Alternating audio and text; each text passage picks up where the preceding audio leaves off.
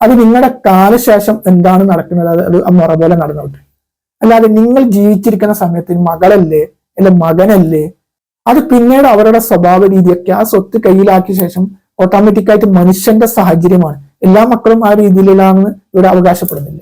മക്കൾ ഉപേക്ഷിക്കപ്പെടുന്നവരുടെ എണ്ണം നമ്മുടെ സമൂഹത്തിൽ ക്രമാതീതമായി വർദ്ധിച്ചു കൊണ്ടിരിക്കുന്ന കാലമാണല്ലോ.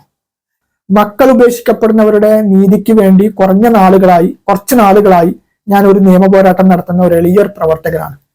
അതിനെക്കുറിച്ചിട്ട് പത്രമാധ്യമങ്ങളിലൊക്കെ വാർത്ത വന്നിട്ടുണ്ട്. അതുകൊണ്ടായിരിക്കാം കഴിഞ്ഞ ദിവസം ഒരു ഉമ്മ എന്നെ വിളിച്ചിട്ട് അവരുടെ സ്വന്തം മക്കള് വീട്ടിൽ നിന്ന് ആട്ടി ഉറക്കിയ ഒരു സംഭവം എന്നോട് പറഞ്ഞത്. ആ പ്രശ്നത്തിലേക്ക് ഞാൻ കടന്നപ്പോൾ ആ ഉമ്മ എന്നെ വിളിച്ചപ്പോൾ പറഞ്ഞത് ഭർത്താവ് നേരത്തെ മരിച്ചു പോയതാണ്, അവരുടെ കുട്ടിക്കാലത്ത് തന്നെ മരിച്ചതാണ്. അവരുടെ അതായത് കുട്ടികളുടെ കുട്ടിക്കാലത്ത് തന്നെ ഭർത്താവ് മരണപ്പെട്ടു പോയതാണ്. അപ്പൊ മരണപ്പെടുമ്പോൾ അവർക്ക് ഏകദേശം 10-30 വയസ്സേ ഉണ്ടായിട്ടുള്ളൂ. ഒരു മകന് നല്ല രീതിയിൽ സെറ്റപ്പോട് കൂടി ജീവിക്കുന്നു. പക്ഷെ ഇപ്പം മകൻ നിൽക്കുന്ന ആ വീട് ആ ഉമ്മയുടെ പേരിലാണ്. ആ ഉമ്മയുടെ പേരിലാണ് ആ മകനോട് നിൽക്കുന്ന വീട്. അതായത് ആ ഉമ്മ അധ്വാനിച്ചുണ്ടാക്കിയ പിന്നെ കൂട്ടുസ്വത്തുമായിട്ട് കിട്ടിയ ആ വീതത്തിൽ നിന്നൊക്കെ ഉണ്ടാക്കിയ ഒരു വീടാണ്. പക്ഷെ ഈ ഉമ്മയുടെ മരണം വരെ സംരക്ഷിക്കണം എന്നുള്ള ഒരു വ്യവസ്ഥയിൽ ഈ മകൻ എന്ത് ചെയ്യുന്നു, ഈ വീട് മകന്റെ പേരിലേക്ക് മാറ്റുന്നു. ഈ ഉമ്മ സ്വന്തം മകനല്ലേ എന്ന് വിശ്വസിച്ചുകൊണ്ട് ആ മകന്റെ പേരിലേക്ക് ആ വീട് എഴുതി കൊടുക്കുന്നു. പിന്നീടാണ് ട്വിസ്റ്റ് സംഭവിക്കുന്നത്. അതായത് ഈ മകന്റെ ഭാര്യയായി ഈ ഉമ്മ ചെറിയ സൗന്ദര്യപ്പണക്കങ്ങളൊക്കെ ഉണ്ടാകുന്നു. ഇതേ തുടർന്ന് മകൻ എന്ത് ചെയ്യുന്നു, വീട്ടിൽ നിന്ന് സ്വന്തം ഉമ്മയെ അട്ടിയിറക്കുന്നു.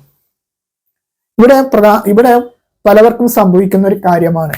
അതായത് ജീവിച്ചിരിക്കുന്ന സമയത്ത് മക്കൾക്ക് എന്ത് ചെയ്യും, സ്വത്ത് എഴുതി കൊടുക്കും. കാരണം എല്ലാവിധ പ്രഗോത്ഭനങ്ങൾക്കും വഴങ്ങിയിട്ടായിരിക്കാം ഈ മകനോ അല്ലെങ്കിൽ മകളോ ഈ സ്വത്ത് കയ്യിലാക്കുന്നുണ്ടാകാം. പക്ഷെ ഈ സ്വത്ത് കിട്ടിയ ശേഷം ഇവരുടെ സ്വഭാവ രീതിയും മാറ്റം വരുന്നു. അതുകൊണ്ട് ഇത് കേൾക്കുന്ന എന്റെ പ്രിയപ്പെട്ട ഉമ്മമാരെ അല്ലെങ്കിൽ അമ്മമാരെ, അച്ഛന്മാരെ, ഉപ്പമാരെ, നിങ്ങൾ ജീവിച്ചിരിക്കുന്ന സമയത്ത് ഒരിക്കലും തന്നെ നിങ്ങളുടെ അവകാശപ്പെട്ട സ്വത്ത് കൺവേർട്ട് ചെയ്യാൻ പാടില്ല. അത് നിങ്ങളുടെ കാലശേഷം എന്താണ് നടക്കുന്നത് അത് മുറ പോലെ നടന്നോട്ടെ. അല്ലാതെ നിങ്ങൾ ജീവിച്ചിരിക്കുന്ന സമയത്ത് മകളല്ലേ അല്ലെ മകനല്ലേ, അതുകൊണ്ട് അവർക്ക് ഞാൻ ആ ജീവിച്ചിരിക്കുന്ന സമയത്ത് ഇഷ്ടദാനമായി കൊടുക്കുക, അവർ ഇനി മരണം വരെ എന്നെ സംരക്ഷിക്കൂ എന്നുള്ള ഒരു രീതിയിലൊന്നും ഒരിക്കലും തന്നെ സ്വത്ത് എഴുതി കൊടുക്കരുത്.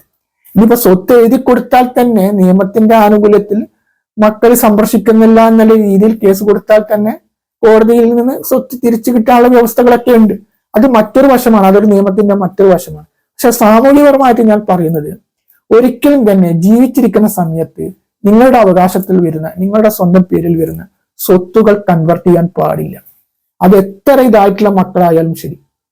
അത് പിന്നീട് അവരുടെ സ്വഭാവ രീതിയൊക്കെ ആ സ്വത്ത് കയ്യിലാക്കിയ ശേഷം ഓട്ടോമാറ്റിക്കായിട്ട് മനുഷ്യന്റെ സാഹചര്യമാണ്. എല്ലാ മക്കളും ആ രീതിയിലാണെന്ന് ഇവിടെ അവകാശപ്പെടുന്നില്ല. പക്ഷെ മിക്ക കേസുകളും അങ്ങനെയാണ് നടക്കുന്നത്. അതുകൊണ്ട് ഇത് കേൾക്കുന്നവർ എനിക്ക് പ്രത്യേകിച്ചിട്ട് പറയാനുള്ളത്, എൻ്റെ പ്രിയപ്പെട്ട ഉപ്പമാരെ അല്ലെങ്കിൽ ഉമ്മമാരെ അല്ലെങ്കിൽ അച്ഛന്മാരെ അല്ലെ അമ്മമാരെ, നിങ്ങൾ ഒരിക്കലും തന്നെ നിങ്ങൾ ജീവിച്ചിരിക്കുന്ന സമയത്ത് നിങ്ങളുടെ സ്വത്ത് കൺവേർട്ട് ചെയ്യാൻ പാടില്ല. അത് നിങ്ങളുടെ പേരിൽ തന്നെ നിലനിർത്തണം. നിങ്ങളുടെ കാലശേഷം അത് നിയമത്തിന്റെ രീതിയിൽ മക്കൾക്കോ അല്ലെങ്കിൽ അടുത്ത ബന്ധുക്കൾക്കോ എന്താണെന്നുള്ള അത് രീതിയിൽ ആയിക്കോട്ടെ. അല്ലാതെ നിങ്ങളുടെ സംരക്ഷണം ഏറ്റെടുക്കുക, നിങ്ങളുടെ രീതിയിലേക്ക് നിങ്ങളുടെ എല്ലാ കാര്യങ്ങളും ചെയ്യാമെന്നുള്ള പ്രഗോത്ഭനത്തിൽ വഴങ്ങിക്കൊണ്ട് ഒരു മക്കൾക്കും നിങ്ങൾ എന്ത് ചെയ്യുക, നിങ്ങൾ സ്വത്ത് ഇത് കൊടുക്കരുത്. അത് നിങ്ങൾക്ക് തന്നെ ഒരു വിനയായി മാറുന്ന ഒരവസ്ഥ വന്നുകൂടാന്നില്ല.